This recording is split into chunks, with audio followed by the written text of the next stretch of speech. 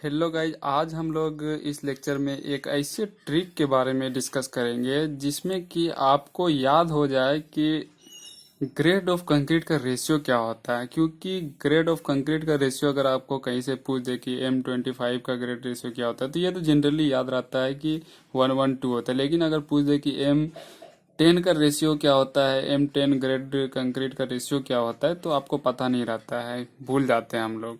तो आज हम लोग इस लेक्चर में पूरा डिटेल्स में डिस्कस करेंगे और रिमेम्बर करेंगे, और एक ट्रिक भी बोल सकते हैं कि एक ट्रिक के बारे में बात करेंगे। और एक इस ट्रिक से हम लोग याद करेंगे कि कैसे हम लोग ग्रेड ऑफ कंक्रीट आसानी से बता सकते हैं। क्योंकि जैसे आप इंटरव्यू देंगे कहीं भी, किसी भी कंस्ट्रक्शन कंपनी में या किसी PSU में या पब्लिक सर्विस कमीशन में, तो वहां पर अगर आपको बीच से पूछ दिया जाए कि M15 ग्रेड कंक्रीट का रेशियो क्या है, तो आप भूल जाते हैं और अक्सर हम लोगों को याद नहीं रहता है कि M15 ग्रेड का कंक्रीट का रेशियो क्या होता है। तो इसके बारे में हम लोग एक ट्रिक बताने वाले हैं आपको, और ट्रिक से पूरा जो M5 से लेकर के M25 तक कंक्रीट ग्रेड का जो रेशियो है वो आसानी से याद कर सकते हैं हम लोग। तो सबसे पहले हम लोग बात करते हैं कि ग्रेड जो स्टार्ट होता है, जैसे M5, इसका स्टार्ट कहाँ से होता है? M5, M7.5, M10, M15, M20, M25। तो M क्या है और 5 क्या है, M क्या है, 7.5 क्या है, 10 क्या है, 15 क्या है, 20 क्या है एंड 25 क्या है, तो इसके बारे में हम लोग डिटेल्स में नेक्स्ट डिस्कस करेंगे। तो सबसे पहले हम लोग डिस्कस करते हैं कि M5 ग्रेड कंक्रीट जो है उसका रेशियो क्या होगा। तो M क्या है? M मिक्स डिजाइन है, और 5 क्या है? एक क्यूबिकल स्ट्रेंथ है, जो कि कंप्रेसिव स्ट्रेंथ हम लोग चेक करते हैं 28 डेज में। तो 5 N/mm² है। इसके बारे में हम लोग डिटेल्स में डिस्कस करेंगे आगे। पहले हम लोग कंक्रीट का ग्रेड के बारे में हम लोग डिस्कस करेंगे। तो ये ग्रेड हो गया हमारा, और ये सीमेंट का रेशियो, सैंड का रेशियो एंड एग्रीगेट का रेशियो। तो कंक्रीट क्या होता है? Cement plus sand plus aggregate. इसको जब हम लोग मिक्स करते हैं, मिक्स डिजाइन करते हैं, तो क्या होता है? ये कंक्रीट बन जाता है। तो इसी को हम लोग सीमेंट सैंड एग्रीगेट के रेशियो को ही कंक्रीट बोलते हैं। तो M5 ग्रेड कंक्रीट का रेशियो क्या होगा?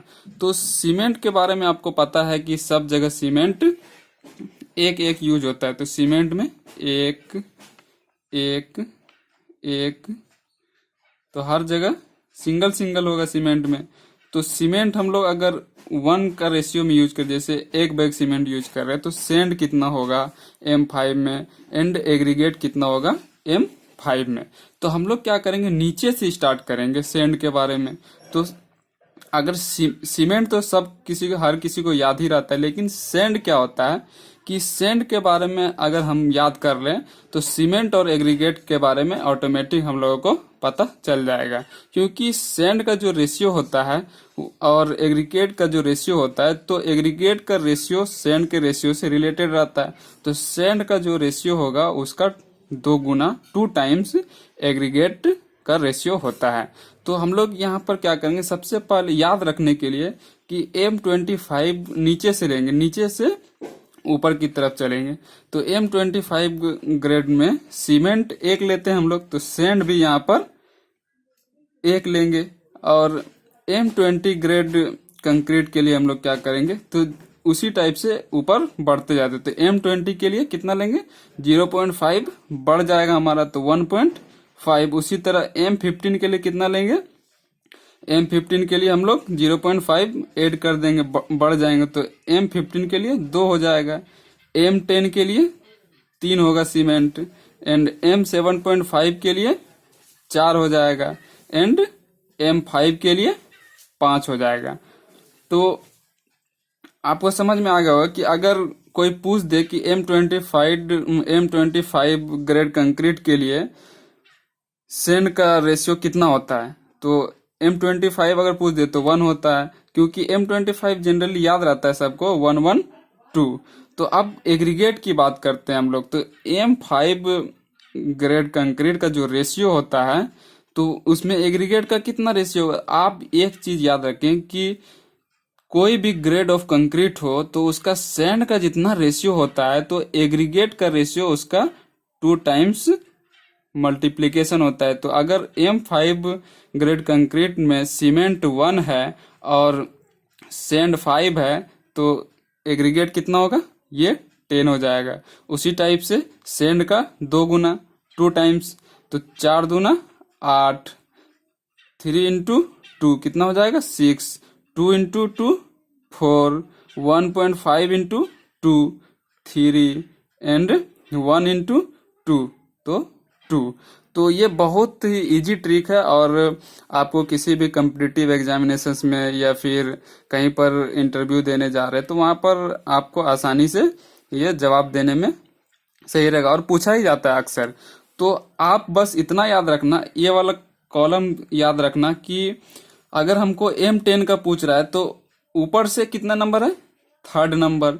तो 3rd नंबर में आपको याद रखना है कि 136, बिल्कुल आसान है। 3rd नंबर में 136, क्योंकि आप अगर ये वाला सैंड का रेशियो याद रख लेंगे नीचे से 1, 1.5, 2, 3, 4, 5 तो आप आसानी से ये रिप्लाई दे सकते। जैसे अगर कोई पूछ दे कि M15 ग्रेड कंक्रीट का रेशियो कितना होगा तो आप नीचे से देखेंगे 1, 2, 3, नीचे से तीसरा नंबर।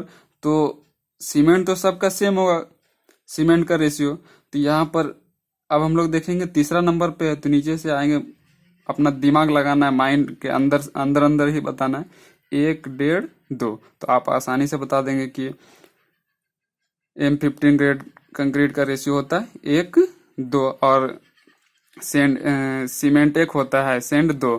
जब सीमेंट 1 और सैंड 2 पता चल गया तो एग्रीगेट कितना होता है 2 टाइम्स होता है सैंड का, तो 4। तो ये बहुत इजी ट्रिक है। और अब बात करते हैं हम लोग कि M क्या है और 5 क्या है, या M क्या है और M20 क्या है। M क्या है, तो M क्या है, मिक्स। जैसे M20 को ही हम लोग ले लेते हैं तो M हमारा क्या है, ये मिक्स डिजाइन है, ये मिक्स डिजाइन है। और 20 क्या है, 20 ये क्यूबिकल स्ट्रेंथ है, ये क्यूबिकल स्ट्रेंथ है, ये क्यूबिकल स्ट्रेंथ है जो कि कंप्रेसिव स्ट्रेंथ होता है, किसी भी कंप्रेसिव स्ट्रेंथ होता है किसी भी कंक्रीट का 28 डेज में। तो ये जो M20 होगा तो इसको हम लोग बोल सकते हैं 20 न्यूटन पर mm²। इसका कंप्रेसिव स्ट्रेंथ हो जाएगा 28 डेज में। तो उम्मीद है आपको ये वीडियो और ये ट्रिक अच्छा लगा होगा। अगर ये ट्रिक अच्छा लगा हो तो वीडियो को लाइक कर दो और शेयर कर दो, और अभी तक आपने हमारे चैनल इंजीनियर माइंड को सब्सक्राइब नहीं किया है तो चैनल को सब्सक्राइब करके वीडियो को शेयर कर दो। तो आज के लेक्चर में इतना ही, फिर नेक्स्ट लेक्चर में न्यू टॉपिक के साथ मिलते हैं, तब तक के लिए बाय।